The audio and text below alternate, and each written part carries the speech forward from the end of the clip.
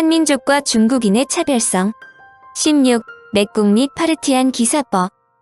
각궁에도 중요한 문제점이 있다. 물소 뿔을 접착한 어교는 비가 오거나 기후가 습해지면 물을 먹어 녹아 풀어지는 것이다. 따라서 비가 오거나 습할 때는 각궁을 사용할 수 없으며 무더운 여름철에는 활을 따뜻한 온돌방에 넣어서 보관해야 했다. 더구나 각궁은 제작하기가 매우 어렵다. 각궁 하나를 완성하는데 최소한 5년 이상이나 걸린다.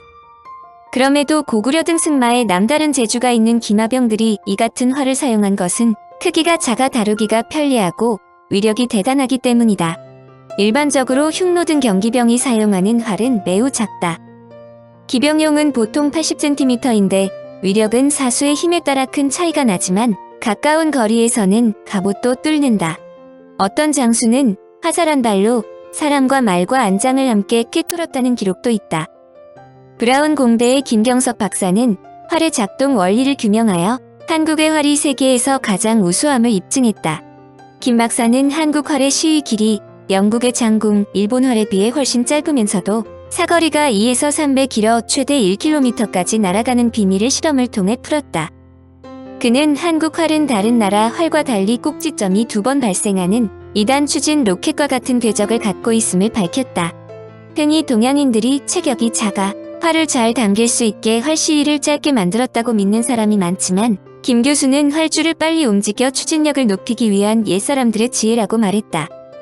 또한 한국의 활은 오구비로 이루어지는데 굽은 활의 오금과 도고지 부분에서 한 번 더 추진력이 발생하여 동시대 다른 활보다 더 멀리 날아갈 수 있다는 것이다. 한국의 활은 기병용과 보병용이 다소 다르다.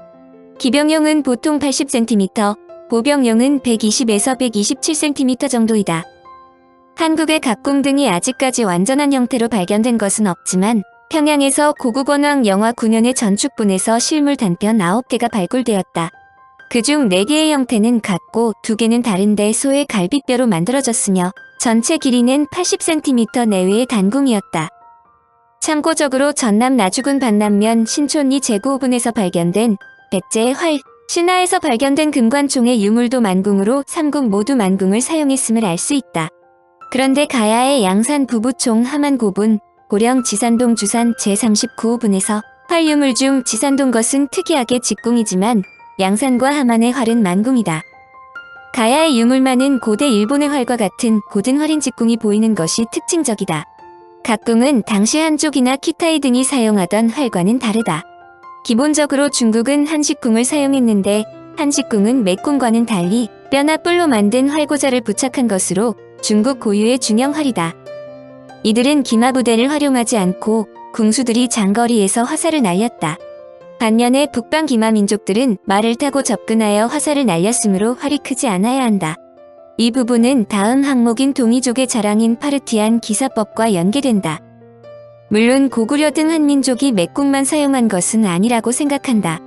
학자들은 고구려가 맥궁과 한식궁을 함께 사용했을 것으로 보는데 이는 고구려가 중국과 한군과의 수많은 전투 때 한식궁을 노획하여 사용했을 것으로 추정하기 때문이다. 중국과 한국의 활이 기본적으로 다른 것은 중국은 기마부대를 기본으로 하지 않았기 때문이다. 한민족의 활은 유럽에서 게르만족 대이동을 촉발시킨 훈족의 기본 장비로서도 잘 알려져 있다. 훈족의 활이 얼마나 유럽인들에게 깊은 인상을 주었는지는 로마인 시도니우스 아폴리나스의 기록에서도 알 수 있다. 궁의 화살은 빗나가는 법이 없으니 군이 활을 겨냥하는 자를 애도하노라. 그의 활은 죽음을 가져온다. 이탈리아의 아킬레이아에 있는 크리프타 아프레시 교회의 프레스코화에는 훈족이 추격하는 로마 기병을 안장에 앉은 채 몸을 돌려 화살을 쏘는 장면이 있다. 이 활의 그림을 보면 고구려 고분 벽화인 무용총에서 말을 타고 동물들을 사냥하는 무사들의 활과 똑같다.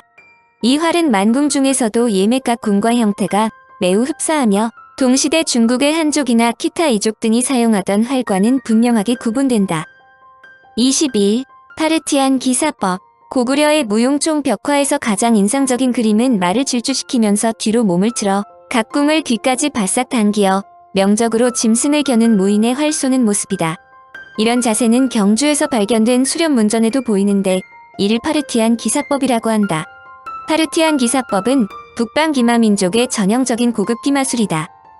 덕흥리 고분격화에는 사법을 연습하는 그림이 현실 서쪽 벽에 그려져 있다.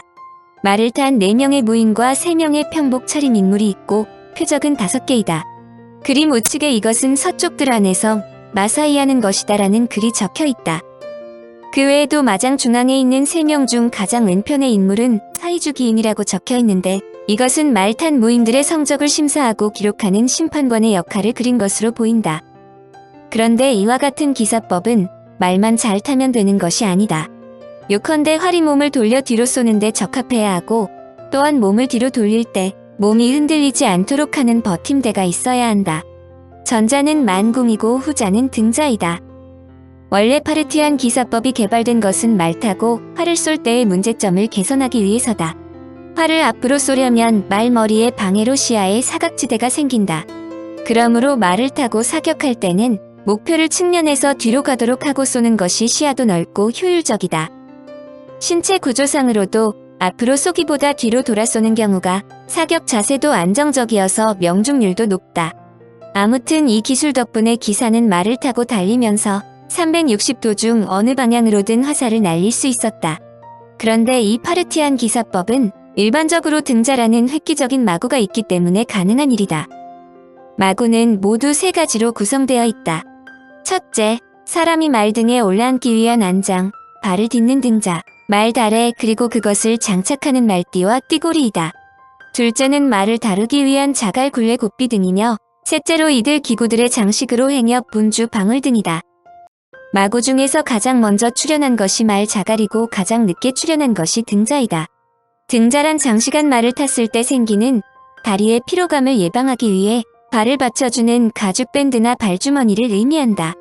등자가 발명되기 전에 말 등에 올라탄 기수는 다리가 불안정하므로 허벅지와 발로 말의 몸통을 꽉 조여서 떨어지지 않도록 힘을 주고 있어야 한다. 그러므로 노련한 기병조차 한두 시간만 말을 타고 달려도 엉덩이와 사타구니에 온통 멍과 물집이 생기기 마련이다. 또한 등자가 없는 경우 혼자 말에 오르기조차 어려우므로 기수는 다른 사람의 허리를 밟고 올라가거나 다른 사람의 부축을 받지 않을 수 없었다. 긴박한 상황이 시시각각으로 변하는 전쟁터에서 말 타는 것조차 어려우므로 말의 효용도는 단지 이동에만 사용되었다. 등자가 어떤 경로로 유럽까지 보급되었는지는 정확하게 알려지지 않았지만 대체로 7에서 8세기경 중앙아시아의 유목민들을 통해 전파되었다고 추정한다. 그러므로 서유럽에서 기원 8세기경까지 유럽의 장수들이 말을 탄 이유는 전투장으로 가기 위한 것이다. 그들은 전장에 말을 타고 가서 특별한 경우가 아닌 한 말에서 내려 전투에 참여했다. 8세기 전에 기마병들이 말을 타고 공격하는 영화의 장면들은 모두 호구라 볼 수 있다. 그런데 단순한 듯이 보이는 등자가 개발되자 기수는 안장에 단단하게 앉아 등자의 다리를 고정시킴으로써 달리는 중에도 상체를 자유자재로 움직일 수 있다. 등자의 발명은 오랫동안 유목민들로 하여금 기마술에 있어 정주민의 기마대를 능가케 하는데 공헌했으며 일반적으로 등자는 흉노가 발명한 것으로 여겨지고 있다. 특히 중국의 현대 부조에는 등자가 보이지 않는다. 이를 보아도 중국이 자체적으로 기마무사 등을 양성하지 않고 북방 기마민족을 용병으로 활용했음을 알 수 있다. 당연한 일이지만 그 당시까지 중국의 기병이 있어 돌격하더라도 등자 없이 말을 탔다고 볼 수 있다. 말 타는 기술이 수준급이라면 모를까 막상 적과 충돌하면 기사는 그 반동을 감당하지 못하고 말 등에서 떨어지기 일쑤였다. 말에서 떨어진 기사는 상대에게 경멸되기 십상으로 중국은 이를 감안하여 기마 용병을 사용하거나 밀집보병과 궁수로 하여금 장거리 효사를 발사케 하여 적과 대응했다. 고구려를 비롯한 동이족들이 승마를 생활화했다는 것은 복식을 보아서도 알 수 있다. 고구려 복식의 특징은 북방 기마민족이 입던 호복 계통의 의복이다. 호복은 양팔을 기민하게 움직일 수 있는 좁은 소매통의 우도신습과 양다리를 민첩하게 움직일 수 있는 좁은 바지인 고로 구성되어 있어서 말 타고 사냥하는 데 편리하다. 고구려 복식은 평상시에 입으면 평상복이지만 전쟁에 나가면 그대로 전투복이 된다. 또 말 위에서 의복이 흐트러지지 않도록 하기 위해 띠를 맸는데 그 띠에는 금구를 달았다. 신발도 가죽으로 만든 장화를 신었다. 모든 것이 승마에 적합한 복장이었다. 말에 얹은 안장은 서양식처럼 안교가 낮고 평면적이며 여유 있게 탈 수 있는 것이 아니라 앞뒤에 안교가 똑바로 세워져 있어 입체적이며 앉기에는 좁은 느낌을 준다. 이것은 될 수 있는 한 신체를 말의 탄성으로부터 피하게 하여 상하의 진동을 적게 하고 적을 쏘아 맞추기 위해서다. 말 등으로부터 허리를 띄우기 위해 채택한 것이다. 파르티안 기사법은 백제에서 발견된 백제금동 대양로의 기마수렵 인물상과 경주 사정리에서 발견된 신라시대 문양전 등에서도 찾아볼 수 있다. 백제금 동양로의 수렵 인물상은 백제의 수렵을 보여주는 귀중한 자료가 되며 또한 일본 정창원 소장의 은제선 조수렵문과 연관해서 일본 문화에 미친 백제의 영향을 짐작케 한다. 이와 같은 기사법은 조선시대까지 이어져 왔는데 히도미의 한객수구록에는 1681에서 1684년 사이에 일본에 온 조선통신사절단과의 수담이 적혀 있다. 비장정태서 형서정홍금의 전복을 입고 말을 달린다. 안장에서 일어나고 혹은 물고 나무서며 안장을 붙들고 땅에 닿을 듯 매달리며 혹은 누워서 말을 힘차게 문다. 말을 몰며 서로 외치는데 그 소리가 웃는 것 같기도 하고 꾸짖는 것 같기도 하다. 내가 말을 달리면서 외치는 소리는 웃는 것인가 꾸짖는 것인가 물으니 이것은 포윤이 길을 돋구는 것이다 라고 대답했다. 이것은 당시 조선통신사의 일원으로 따라간 무인들이 일본인들에게 마상제의 시범을 보여준 것이다. 기마습속이 한민족의 터전으로 부단히 이어져 왔음을 알려준다. 참고적으로 화살의 위력을 알려주는 예가 있다. 방탄복을 총알은 뚫을 수 없지만 화살은 뚫을 수 있다는 것이다. 다소 놀라운 일이지만 이는 사실이다. 총의 내부 구조는 소라 껍데기처럼 빙빙 비틀려 있다. 총알이 엄청난 속도로 회전하면서 이곳을 거쳐가기 때문에 총알이 멀리 날아갈 수 있는 것이다. CSI 수사대에서 범행에 사용된 총을 확인할 때 총신의 내부의 흔적을 살펴보는데 이는 각자 총의 발사 흔적이 다르기 때문이다. 여하튼 총알은 매우 빠른 속도로 회전하며 날아가기 때문에 물체를 꿰뚫을 때 엄청난 파괴력이 나온다. 그래서 방탄복은 아주 질기고 가느다란 섬유를 그물망처럼 짜서 만든다. 총알이 방탄복에 닿으면 순식간에 그물처럼 휘감겨 총알의 회전을 먹게 만드는 방식이다. 화살은 이와는 달리 날카로운 화살촉으로 방탄복의 틈새를 벌려 파고들기 때문에 총알처럼 휘감을 수 없다. 방탄복으로 로마군이 무장했더라도 훈족의 화살에는 어림도 없다. 또한 화살은 직선으로 날아가는 총알과 달리 포물선을 그리며 날아가므로 벽 뒤에 숨은 적군을 맞출 수 있는 장점도 있다. 로마인들이 훈족의 활 솜씨에 경악한 것이 결코 과장이 아니다.